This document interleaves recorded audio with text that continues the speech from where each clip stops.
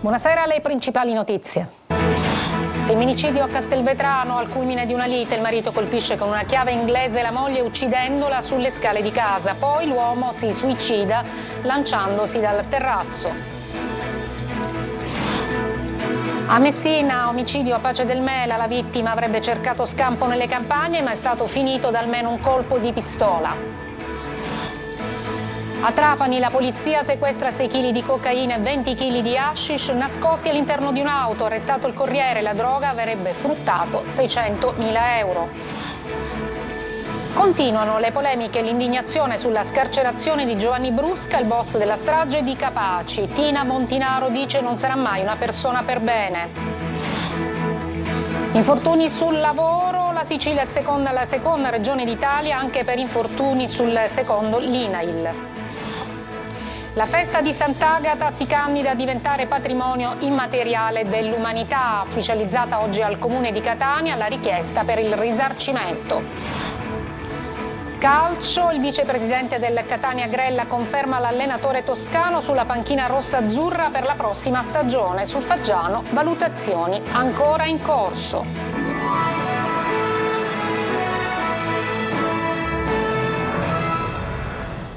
Buonasera, dunque eccoci ancora un femminicidio, questa volta a Castelvetrano in provincia di Trapani, la tragedia in tarda mattinata quando il marito colpisce con una chiave inglese la moglie uccidendola sulle scale di casa, poi l'uomo si lancia dal terrazzo, la coppia apparentemente in buoni rapporti. Sentiamo Laura Spanò.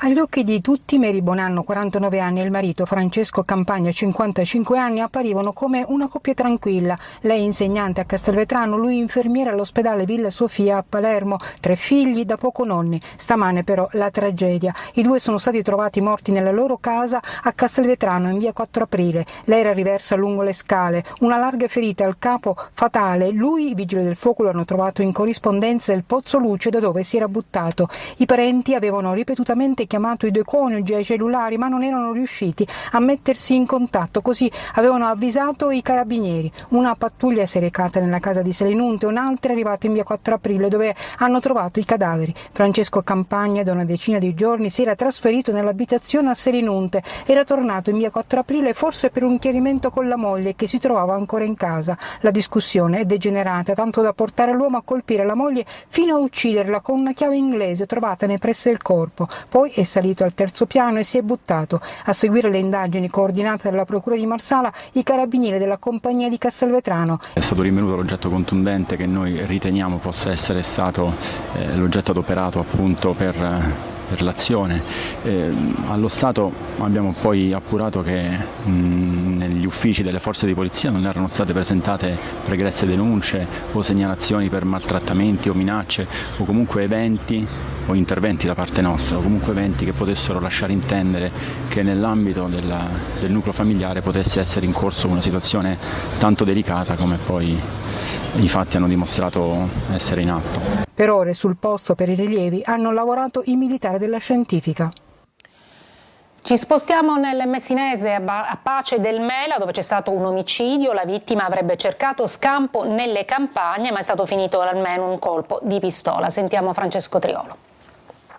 Il cadavere di un uomo è stato ritrovato nel comune di Pace del Mela all'interno di una stradina sterrata laterale adiacente alla via nazionale che costeggia l'autostrada A20 all'altezza di Giammoro.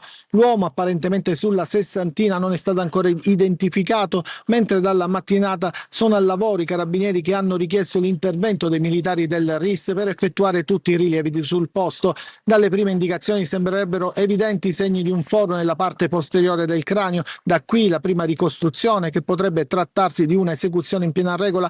L'omicidio risalirebbe a 24-48 ore fa. Sul posto anche il procuratore aggiunto di Messina Vito Di Giorgio, il medico legale di turno Giovanni Andò che ha effettuato un primo esame esterno del corpo. Stradina bloccata e accesso vietato a tutti. Sul posto sono arrivati anche gli uomini dello squadrone cacciatori di Sicilia da Sigonella che hanno setacciato la campagna adiacente cercando bossoli o tracce utili alle indagini. A Trapani la polizia sequestra oltre 6 kg di cocaina e 20 di hashish nascosti proprio dentro la carrozzeria di un'auto. Arrestato un 23enne del Siracusano, la droga avrebbe fruttato 600.000 euro. Eva Spampinato. Quando gli agenti della squadra mobile di Trapani hanno aperto il bagagliaio per la perquisizione, sono stati accolti da un dolcissimo cagnolino di peluche, ma in quell'auto anonima, guidata da un ragazzo di 23 anni, bracciante agricolo, incensurato, il cane Scooby-Doo sorvegliava ben altro. Dentro quel cofano la polizia ha scoperto il primo indizio, diversi panetti di hashish per un totale di 5 kg.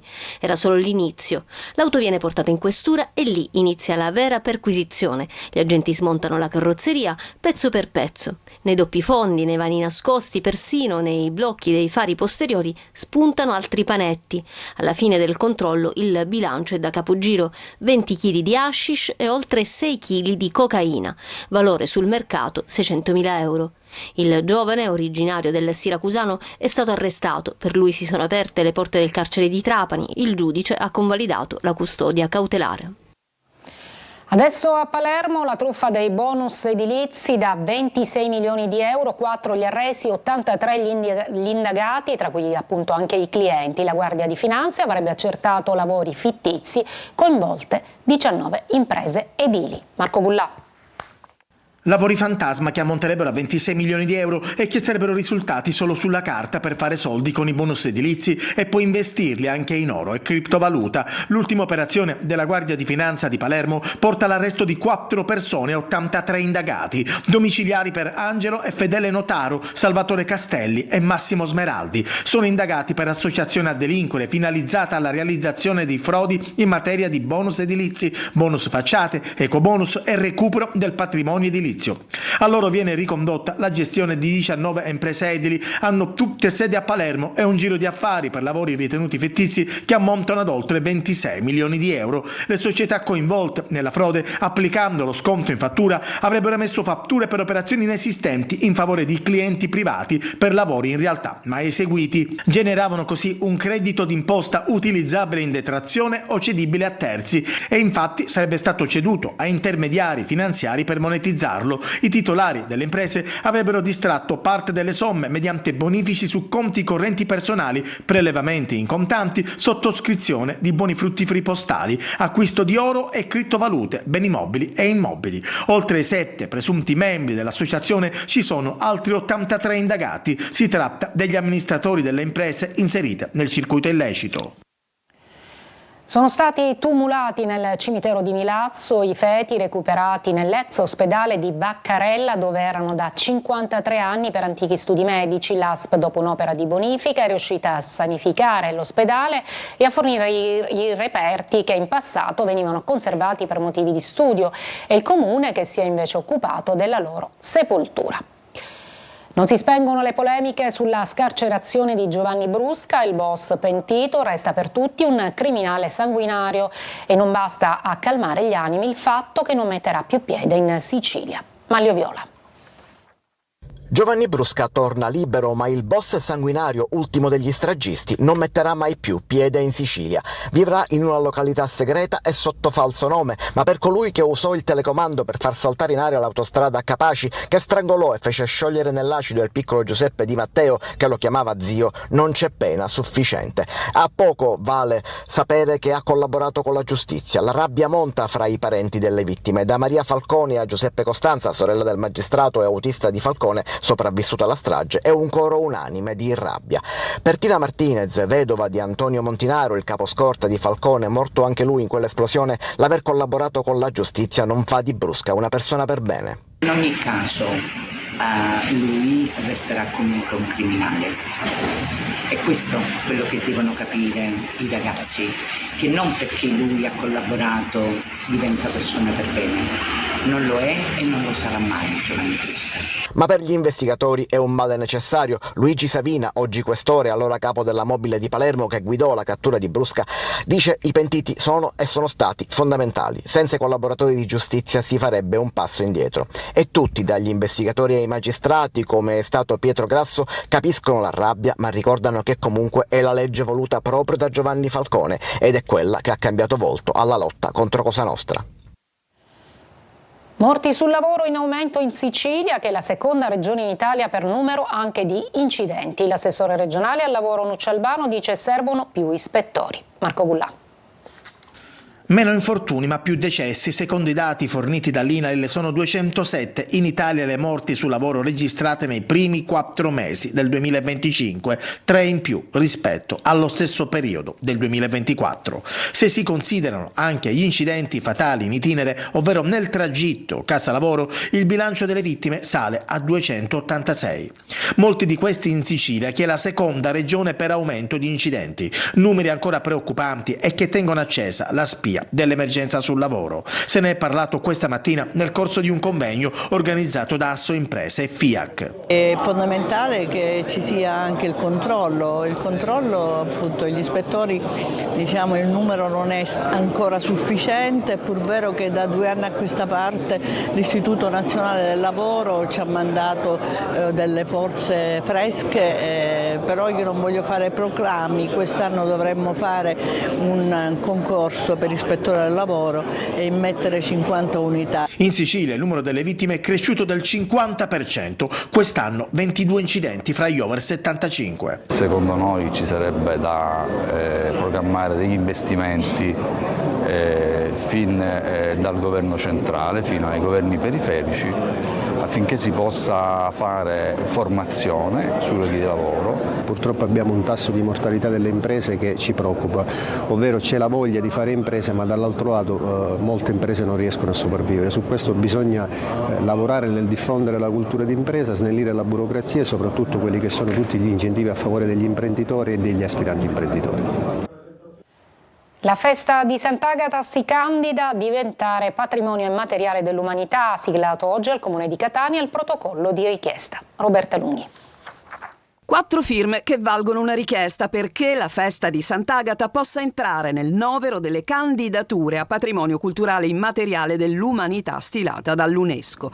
Il protocollo, siglato a Palazzo degli Elefanti dal sindaco Enrico Trantino, l'arcivescovo metropolita Luigi Renna, il rettore dell'università Francesco Priolo e il presidente del comitato per la festa di Sant'Agata Carmelo Grasso, è solo un primo passo. L'obiettivo è quello di valorizzare il patrimonio culturale immateriale rappresentato dalla festa, riconoscendone il significato religioso, storico e sociale per la comunità di Catania. La festa ha una ricchezza di valori religiosi, culturali, antropologici che possono essere interessanti per tutto il mondo. Deve essere il volano perché questa festa vada oltre i confini catanesi e assuma la dimensione internazionale che già di fatto abbiamo, ma laddove ottenessimo il riconoscimento è chiaro che ci sarebbe ancora più enfasi. Una proposta che mette al centro la festa di Sant'Agata sì come evento di fede ma anche come evento identitario di questa città. La proposta firmata dal comitato promotore delle 4 istituzioni cittadine verrà sottoposta al governo che dovrà individuare una sola candidatura per l'Italia. A marzo 2026 saranno ufficializzate le candidature. Dopodiché per la successiva fase ci vorrà ancora dell'altro tempo,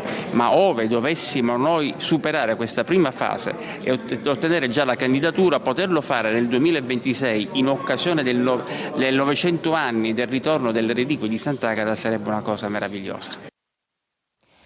Oggi ultimo giorno di scuola per gli studenti siciliani, ma non per tutti perché ci sono le tribolazioni di chi si prepara agli esami di maturità. Francesco Aloi.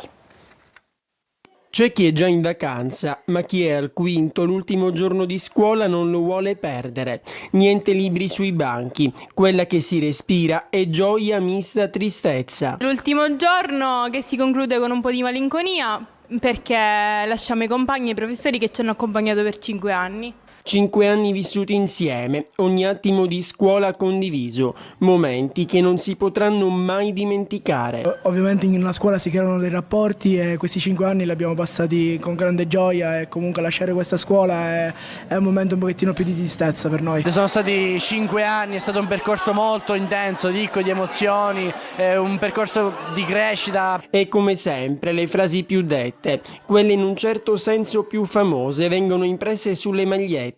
Così ogni classe diventa una squadra con tanto di numeri. Mettiamo sapienza ma almeno la sufficienza, nel senso comunque noi ci siamo impegnati tantissimo e nonostante questo speriamo di arrivare comunque sufficienti all'esame. Vabbè dai, anche al 100 non si rinuncia. Se qualcuno riesce, perché no? Oggi oltre il caldo abbiamo visto pianti di gioia soprattutto e ancora i ragazzi sono felici per la fine della scuola. Tra ultimi selfie, abbracci e canti, però si pensa al 18 giugno, quando inizieranno gli esami di Stato. L'ultima campanella, quella forse più importante, sta suonando. Tutti fuori, la scuola è finita, inizia l'estate, anche se i maturandi dovranno aspettare ancora un po'.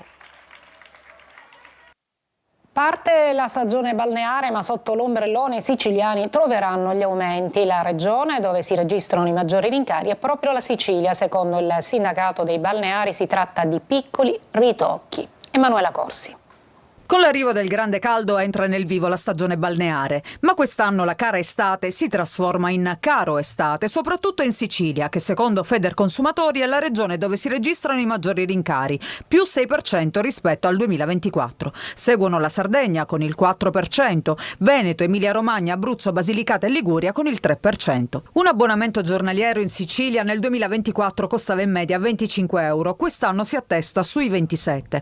Un abbonamento stagionale passa da una media di 1.000 euro a 1.080, con punte di 1.100-1.200 nelle strutture più attrezzate di Palermo e Catania. Si tratta di piccoli ritocchi, dice il presidente della SIB catanese intervenuto a Buongiorno Sicilia, perché i costi nella regione sono ancora relativamente contenuti rispetto ad altre regioni d'Italia. Qualche piccolo aggiustamento è stato necessario per questa impennata dei prezzi, quindi tutto è aumentato.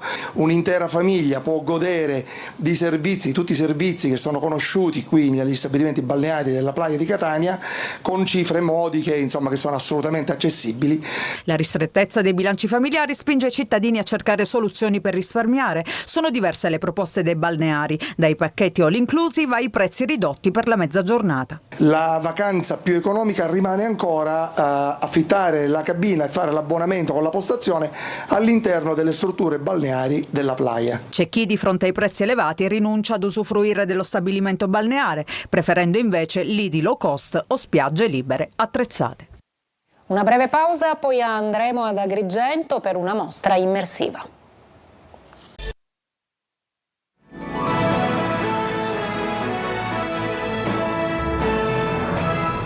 Quando il design incontra i territori, a Agrigento, capitale della cultura, approda una mostra immersiva che parte dalle radici per guardare al futuro. Davide Sardo. Il design che cambia il mondo parte dai territori e oggi parla da Agrigento, capitale italiana della cultura 2025. È qui che Design e Territori mette in mostra il futuro, oltre 110 progetti da tutta Italia, frutto di ricerca, formazione e visione condivisa. Fino al 30 giugno, negli spazi delle fabbriche, l'esposizione racconta come il design possa generare cultura, economia e innovazione sociale. 16 atenei, più di 100 tra designer, studenti e ricercatori per un racconto corale diviso in 5 sezioni ispirate agli elementi naturali di Empedocle: radici, cura, esperienza, esplorazione e identità.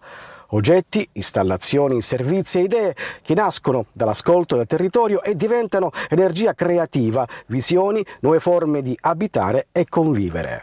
Questa iniziativa dell'Università di Palermo perché crede tantissimo nei giovani e nella possibilità che questi possano contribuire allo sviluppo del territorio in senso positivo attraverso anche la loro attività progettuale. Agrigento, ancora una volta, protagonista del cambiamento. A Catania un omaggio floreale oggi dai giornalisti, dal Catania Calcio e dal Comune sotto il murale dedicato a Stefania Sberna, indimenticabile speaker della squadra di calcio appunto rossazzurra. Marco Carli.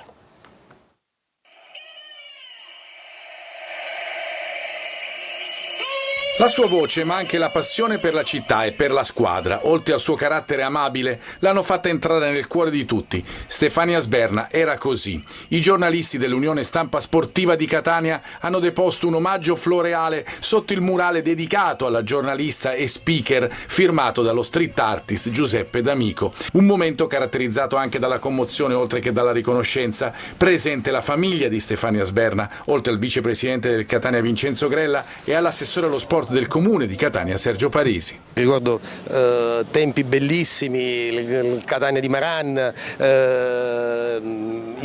con Stefania immaginavamo questo progetto di registrare la sua voce e metterla nell'ascensore dello stadio Angelo Massimino, purtroppo poi non c'è stata più questa possibilità, però Stefania diciamo che è il Catania, Stefania è Catania. Lei ha abitato sempre qui, diciamo in zona stadio, via dello stadio, all'epoca, adesso via Fava. E lei quando andava da bambina allo stadio percorreva questo tratto di strada per andare allo stadio e l'ha percorso praticamente fino all'età di 30 anni, fino a che ci siamo sposati praticamente, e poi abbiamo cambiato zona. Però di fatto lei, quindi questo posto è il posto più bello. Una breve pausa, poi lo sport con le ultime del Catania Calcio.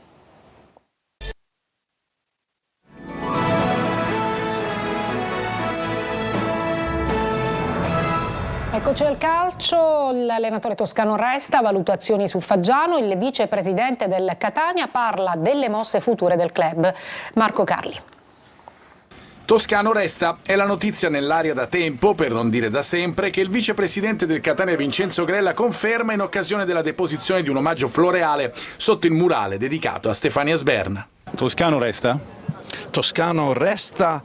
E resta perché ha un contratto ancora di 1 anno e per me non era una discussione se non su quelle che potevano essere le linee guida, quelle che erano le sue esigenze, le sue, come dire, naturali pensieri su una stagione fatta. Su Faggiano, mentre i rumors parlano di possibile addio, valutazioni in corso, dice Grella. Sulla questione direzione sportiva siamo, diciamo, quasi in fondo alle varie valutazioni che stiamo facendo sulla guida della direzione sportiva. Penso a breve tempo prenderemo delle decisioni. Presto la presentazione di Zarbano. Fra i temi trattati nella chiacchierata con i giornalisti anche Torre del Grifo. È un investimento molto grande per un club che ha appena 3 anni. Io penso questo ti fa capire l'intenzione del presidente Pelligra. Dopo tutto quello che è stato detto, penso un ulteriore sforzo di questo genere fa capire che lui non ha nessuna intenzione di cambiare la sua strategia e lo rinforza facendo un investimento molto importante.